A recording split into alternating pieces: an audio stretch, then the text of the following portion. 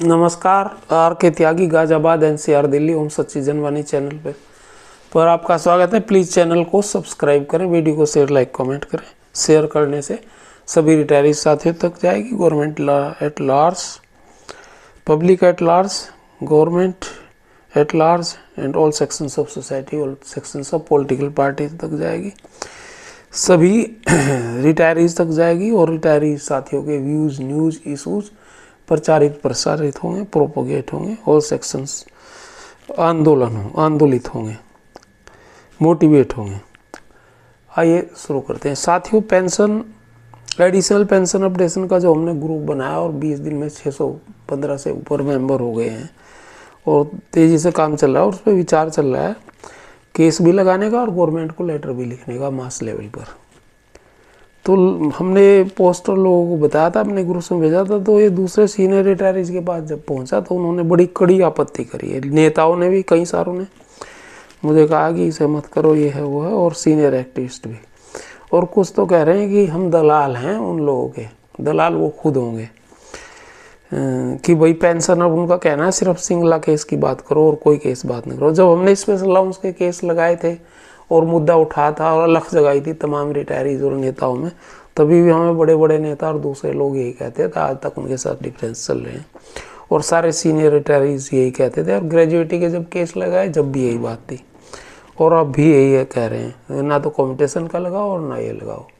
दलील दे रहे हैं वो। कोई कहीं भी जरा सा कोई नेगेटिव पॉइंट आ जाता है तो उसे बढ़ चढ़ करके दिखाते हैं सारे नेता और सीनियर एक्टिविस्ट। उनका कहना है सिर्फ एक इशू है, सिंगला केस, बाकी नहीं। स्पेशल अलाउंस के बिना तो हमारा कोई फ़ायदा ही नहीं होता ये पेंशन अपडेशन से 2012 के बाद वालों का। लेकिन ये तो एडिशनल पेंशन तो उन्हीं के लिए ज़्यादा है, सीनियर रिटायरीज के लिए। हम तो अभी इसकी जद में नहीं आई, हमारे तो 67 और 80 ईयर्स पे 20% मिलती है उसमें, तो बाकी 65 ईयर्स के लिए अभी प्रपोज्ड है।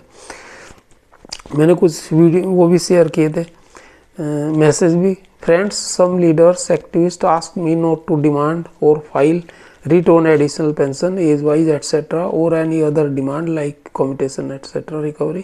Some of them kept mum while some of them activated their sleeper cell against me and sleeper cell doing harsh, undignified comments on me. It's just to inform all friends. Thank you, sir. जो sleeper cell हैं वो मेरे पास भद्दे भद्दी टिप्पणियाँ और वो कर रहे हैं, कमेंट्स कर रहे हैं, मुझे कुछ कुछ कह रहे हैं कि भाई ये क्यों कर रहे हो और पता नहीं क्या क्या। और साथियों, हमने अपने वकील एडवोकेट से बात की थी। उन्होंने कहा 1001 रुपये का खर्चा एक आदमी से आएगा। तो हो सकता है अभी ज़्यादा हो गए मेंबर तो उससे घट भी जाए खर्चा है, तो वही बताएंगे एडवोकेट की फीस का। लीगल टीम हमारी सब पे विचार कर रही है। लेकिन उन्होंने कहा कि तुम पैसे खींचने के वो कर रहे हो, ये कर रहे हो और ये है, जबकि और लोगों ने 4-4 और 6-6, 7-7 हज़ार रुपये ले रखे हैं कॉम्पिटिशन के। अकेले सूट पे हम 2 सूट फाइल करेंगे। तो कुछ सीनियर रिटायरीज एक्टिविस्ट हमारे कार्य को ख़राब, बुरा और गलत कार्य कह रहे हैं और हमें कह रहे हैं एजेंट हैं आप लोग गवर्नमेंट के। हम तो गवर्नमेंट के खिलाफ हर वक्त लड़ते हैं, सभी हमारी कार्यविधि देखते हैं। और वे कहते हैं सिर्फ सिंगला जी का केस तक ही बात करें, आगे कुछ नहीं, कोई भी केस ना लगाएं, ना इशू उठाएं। नेता भी हैं इनमें बड़े बड़े, जनरल सेक्रेटरी। स्पेशल अलाउंस और ग्रेजुएटी पर भी हमें ऐसा ही कहा गया था, लेकिन हम ना तब रुके थे और ना अब रुकने के मूड में हैं। प्रेशर जो भी पड़ेगा उसे फेस करेंगे साथियों।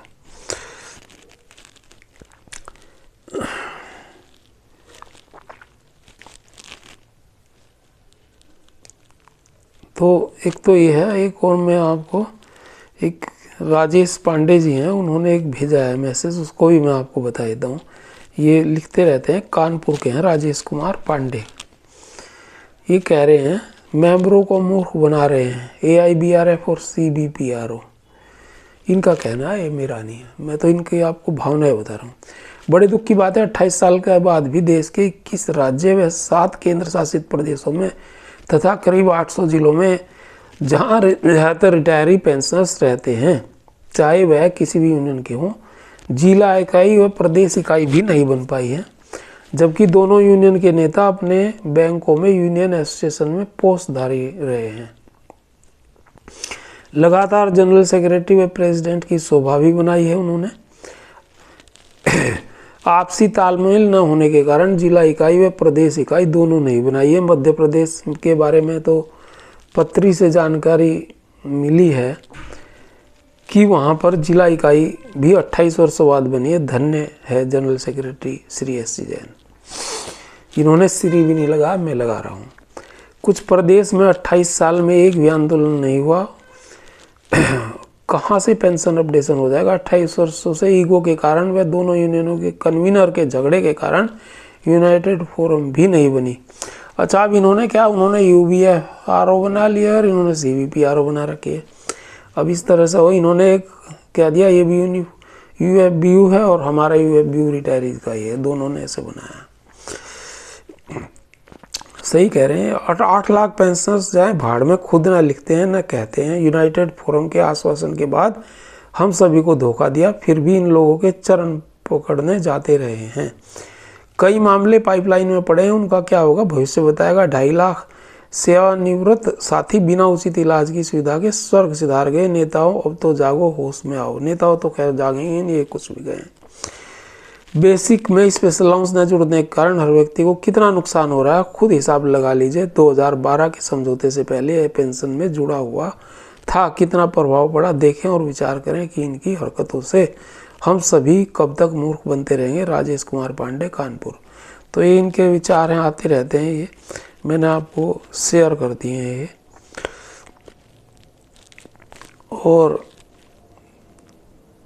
बाकी मैंने आपको ये बताया है कि भाई किस तरह से हमें टारगेट किया जा रहा है कि क्यों तुम इशूज उठा रहे हो और क्यों तुम कोर्ट में केस लगा रहे हो। जब हमने ग्रेजुएटी का लगा, लोग हमें जब भी पागल घोषित किया करते थे, मूर्ख बताया करते थे, लेकिन वो हमने लगाए और आज जो है फाइनल स्टेज में पहुंच रहे हैं।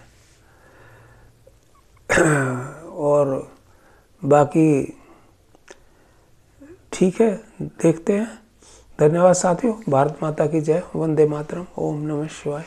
मेरा मोबाइल नंबर 8588988205। आप सभी लोगों से निवेदन है कि मुझे कॉल कर सकते हैं, कोई सहयोग लेना और कोई सहयोग या आर्थिक सहयोग कर सकते हैं इसी मोबाइल नंबर पर। वंदे मातरम।